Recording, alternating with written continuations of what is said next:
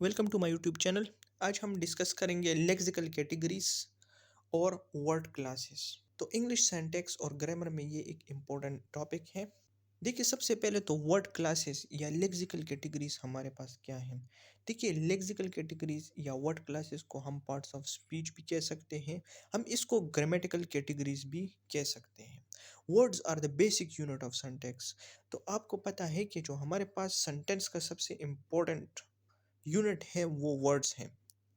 अब what kind of words that is parts of speech lexical categories और grammatical categories are there in English. तो अब हमें कैसे पता चलेगा कि हमारे पास जो लेक्सिकल कैटेगरीज हैं इसमें हमारे पास नाउन कौन सा है, वर्ब कौन सा है। Why book is a noun and play is a verb, कि बुक हमारे पास क्यों नाउन है और वर्ब हमारे पास क्यों वर्ब है। Noun, verbs, adjectives, adverbs and preposition are called the five basic lexical categories। तो हमारे पास जो noun है, verb है, adjectives और adverbs एंड प्रपोजिशन जो है, तो ये फाइव बेसिक लेक्सिकल कैटेगरीज हैं। और इसको फाइव बेसिक लेक्सिकल कैटेगरीज इसलिए कहा जाता है क्योंकि हर एक की अपनी अपनी फ्रेज है जिसका वो हेड है, जिसको हम फिर फ्यूचर वीडियोस में डिस्कस करेंगे। और हर एक जो है तो अपनी फ्रेज बनाता है। फॉर एग्जांपल वर्ब फ्रेज हो गया, नाउन फ्रेज हो गया, एडवर्ब फ्रेज हो गया, एडजेक्टिव फ्रेज हो गया और प्रपोजिशनल फ्रेज हो गया। हर एक फ्रेज में एक हेड होगा जो कि उस फ्रेज को रिप्रेजेंट करेगा। हमारे पास जो वर्ड क्लासेस है तो ये टू क्लासेस में डिवाइडेड है। फर्स्ट हमारे पास है ओपन क्लासेस और सेकंड हमारे पास है क्लोज्ड क्लासेस। ओपन क्लासेस में हमारे पास noun, verbs, adjectives and adverbs आते हैं। ओपन क्लासेस का मतलब यह है कि इसमें और वर्ड्स ऐड हो सकते हैं और ऐड हो रहे हैं। और क्लोज क्लासेस का मतलब यह है कि इसमें और वर्ड ऐड नहीं हो सकते। फॉर एग्जांपल प्रपोजिशन हो गया, डिटर्मिनर्स हो गया, कोऑर्डिनेटर्स या सब ऑर्डिनेटर्स, तो इसे हम क्लोज क्लासेस कहते हैं। Determining lexical categories for the open classes. तो आज के लेक्चर में हम स्पेसिफिकली क्लोज क्लासेस को डिस्कस करेंगे कि हम क्लोज क्लासेस के लेक्सिकल कैटेगरीज को किस तरह डिटरमाइन करेंगे। We classify words into different classes by using three criterias. तो हमारे पास देखिए थ्री मेन क्राइटेरियाज हैं। क्लोज क्लासेस के लिए हमारे पास थ्री क्राइटेरियाज हैं। जो हमारे पास इसमें फर्स्ट क्राइटेरिया है इसे हम कहते हैं सिमेंटिक क्राइटेरियन। ठीक है। अब ये सिमेंटिक क्राइटेरिया जो है तो ये हमारे पास एक रिलायबल क्राइटेरिया है। Classification of words depending on their meaning. इसमें हम वर्ड्स को क्लासिफाई करते हैं, लेक्सिकल कैटेगरीज को बेस्ड ऑन देयर मीनिंग, कि हम जो है किसी वर्ड क्लास को या किसी वर्ड को हम उसकी मीनिंग के मुताबिक जो है क्लासिफाई करते हैं। फॉर एग्जाम्पल इस क्राइटेरिया के मुताबिक जो है तो हम उस वर्ड को नाउन कहेंगे जो किसी जगह का नेम होगा, किसी पर्सन का नेम होगा या किसी चीज़ का नेम होगा। और हम उस ऑब्जेक्ट को या उस वर्ड को जो है वर्ब कहेंगे जो कि एक्शन को हमारे पास जाहिर करेगा। तो इस क्राइटेरिया को हम ये भी कह सकते हैं कि ये classification according to the notional definition भी है। नोशनल डिफिनीशन का मतलब ये है कि जब हम किसी चीज़ को क्लासिफाई करें उसकी मीनिंग के मुताबिक। फॉर एग्जांपल हमें ये कहा गया है कि verb is a word which shows action, तो हम हर उस वर्ड को वर्ब कहेंगे जो कि हमारे पास एक्शन रिप्रेजेंट करेगा, तो इसे कहते हैं notional definition. Adjectives are referring to a property.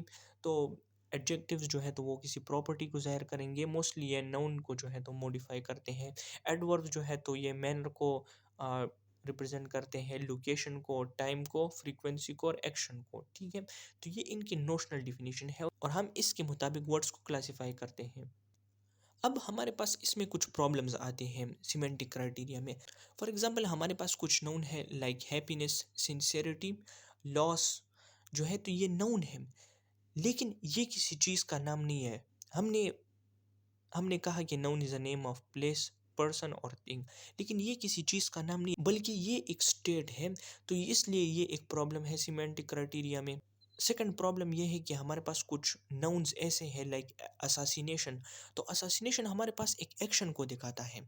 Similarly construction जो है तो कंस्ट्रक्शन भी एक्शन को दिखाता है, लेकिन ये हमारे पास नाउन है तो इसमें भी सिमेंटिक क्राइटेरिया फेल हो जाता है इस तरह के वर्ड्स को क्लैरिफाई करने में। अब थर्ड प्रॉब्लम ये है कि हमारे पास कुछ वर्ब्स हैं like bother, appear, exist.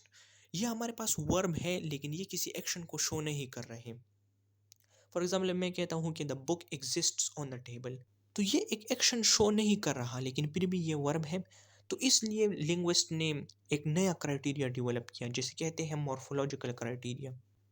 Morphological criteria जो हमारे पास है ये मोर रिलायबल है, यानी कि सिमेंटिक क्राइटेरिया से ये थोड़ा ज़्यादा रिलायबल है। अब मॉर्फोलॉजी जो है तो ये एक ब्रांच ऑफ लिंग्विस्टिक है जिसमें हम जो है तो फॉर्मेशन ऑफ वर्ड्स को डिस्कस करते हैं कि वर्ड किस तरह फॉर्म होता है।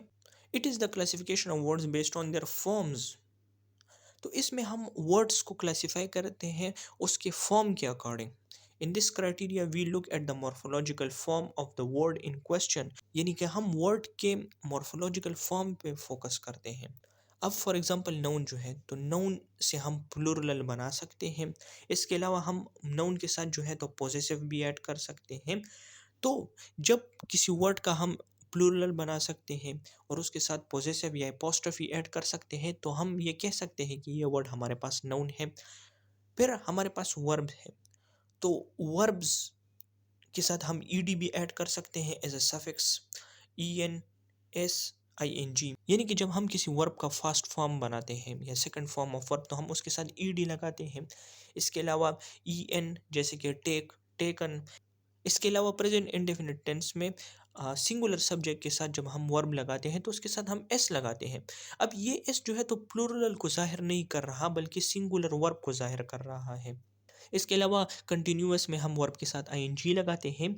तो जब हम वर्ब के साथ ये इन्फ्लेक्शनल मॉर्फीम इसे कहते हैं, जब हम वर्ड्स के साथ ये इन्फ्लेक्शनल मॉर्फीम लगा सकते हैं तो हम कह सकते हैं कि ये हमारे पास वर्ब्स हैं। इसके अलावा एडजेक्टिव्स के साथ आपने देखा होगा कि हम ER मोस्टली लगाते हैं, जैसे कि बेटर या टॉलेस्ट, कंपैरेटिव और सुपरलेटिव में। इसके अलावा कुछ एडजेक्टिव्स ऐसे होते हैं जो कि मोर और मोस्ट के साथ आते हैं, जैसे कि मोर ब्यूटीफुल, मोस्ट ब्यूटीफुल। इसके अलावा एडवर्ब के साथ मोस्टली जो है तो LY लगता है। तो इस क्राइटेरिया के मुताबिक जब कोई वर्ड एक ख़ास सफिक्स लेगा या उसके साथ अटैच होगा तो फिर हम उसे उसी लेक्सिकल कैटेगरी में डिस्ट्रीब्यूट करेंगे। मतलब ये हुआ कि अगर हम किसी वर्ड के साथ एस या ES लगाएं और उससे प्लूरल बन जाए तो वो नाउन होगा। इसी तरह अगर हम किसी वर्ड के साथ EN लगाएं, एस लगाएं या ED लगाएं तो वो हमारे पास वर्ब होगा। लेकिन इस क्राइटेरिया में भी कुछ प्रॉब्लम्स आई। अब for example some noun do not have a plural forms like love and pain. तो कुछ नाउन ऐसे हैं जिसका कोई प्लूरल फॉर्म नहीं है, जैसे कि लव है तो लव का कोई प्लूरल फॉर्म हमारे पास नहीं है, या पेन है तो हम ये नहीं कह सकते कि पेन्स, क्योंकि ये फिर गलत होगा। इसके अलावा कुछ ऐसे नाउन्स हैं जब हम उसका प्लूरल बनाते हैं तो उसके प्लूरल में एस नहीं लगता। फॉर एग्जांपल मैन जो है MAN ये सिंगुलर है जबकि MEN ये प्लूरल है। तो हम इसको आइडेंटिफाई नहीं कर सकते मॉर्फोलॉजिकल क्राइटेरिया के मुताबिक एज अ नाउन, ठीक है। फिश जो है तो फिश का भी प्लूरल और सिंगुलर सेम है लव और पेन की तरह। तो फिर उसके बाद जो मोस्ट रिलायबल क्राइटेरिया हमारे पास है वो है सिंटैक्टिक क्राइटेरिया, जो कि मोस्ट रिलायबल कंसिडर किया जाता है। सिंटैक्टिक क्राइटेरिया में हम वर्ड्स को क्लासिफाई करते हैं उसके सिंटैक्टिक फंक्शन के मुताबिक, या उसके सेंटेंस में जो फंक्शन है उसके मुताबिक हम उसको क्लासिफाई करते हैं, या हम डिस्ट्रीब्यूशनल पॉसिबिलिटीज़ को देखते हैं।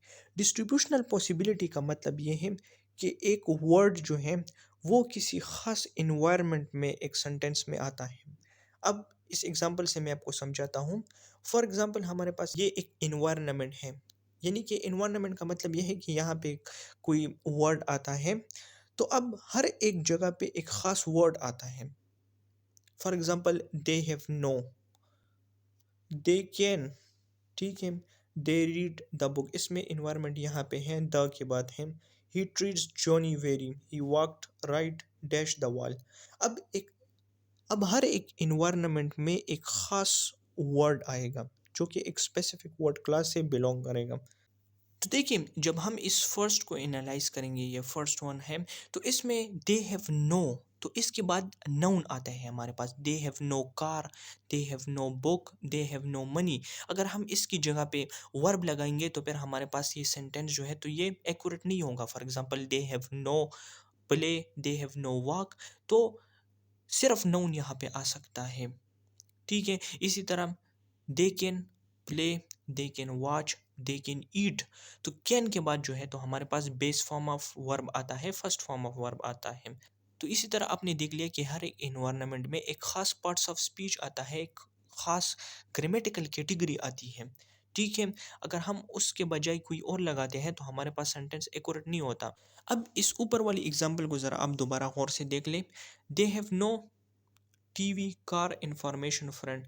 तो ये सारे हमारे पास नाउन हैं, लेकिन अगर हम यहाँ पे वर्ब लगाएँ, प्रीपोज़िशन लगाएँ, ठीक है, एडजेक्टिव लगाए, एडवर्ब लगाए या कंजंक्शन लगाए तो हमारे पास ये अनग्रामेटिकल है। इस साइन का मतलब ये है कि ये हमारे पास अनग्रामेटिकल होगा, नॉट एक्सेप्टेबल होगा।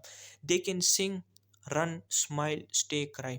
तो इसमें हमारे पास वर्ब्स आते हैं, लेकिन अगर हम यहाँ पे नाउन लगाए, हम यहाँ पे एडजेक्टिव लगाए तो फिर हमारे पास ये अनग्रामेटिकल होगा। दे read the big book, new book, interesting book, scientific book. They read, तो अगर हम यहाँ पे नाउन लगाए, प्रीपोजिशन लगाए, एडवर्ब लगाए तो हमारा हमारे पास जो है तो ये अनग्रामेटिकल होंगे।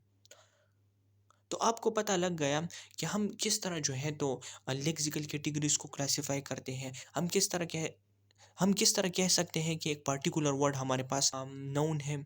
हम किस तरह कह सकते हैं कि एक पार्ट्स ऑफ स्पीच जो है तो ये हमारे पास नाउन है, वर्ब है, एडजेक्टिव्स है।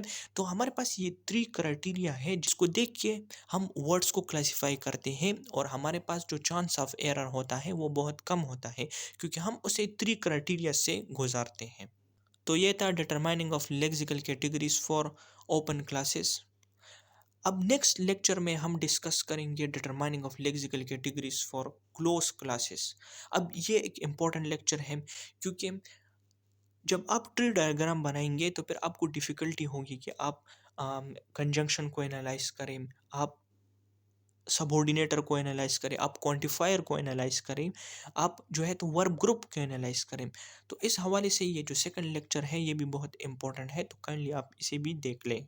मैं इसका लिंक डिस्क्रिप्शन में दे दूंगा जब मैं इसे अपलोड करूंगा। Thank you.